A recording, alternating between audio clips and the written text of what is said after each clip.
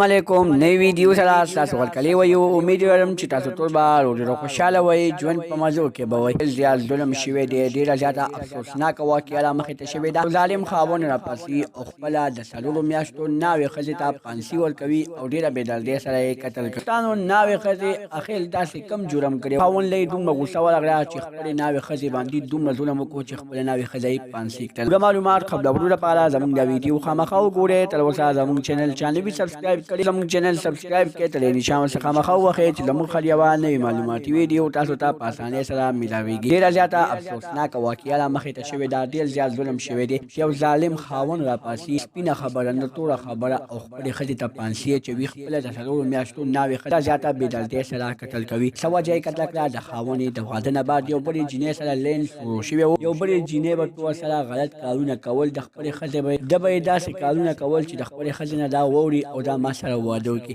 دوستانو هغه سړي به ترې ډېرې هغه ښځې به ترې ډېرې زیاتې پیسې خوړلې ښځې به پرې زناګانې کولې خپل عزت به یې پیلوټ کولو او دا هلک به یې خوشحاله ساتو دې په وجه باندې ده ته ډېره زیاته غوسه ورغله او خپله د څلورو میاشتو ناوې ښځه یې ډېره بېدردۍ سره قتل کړه دوستانو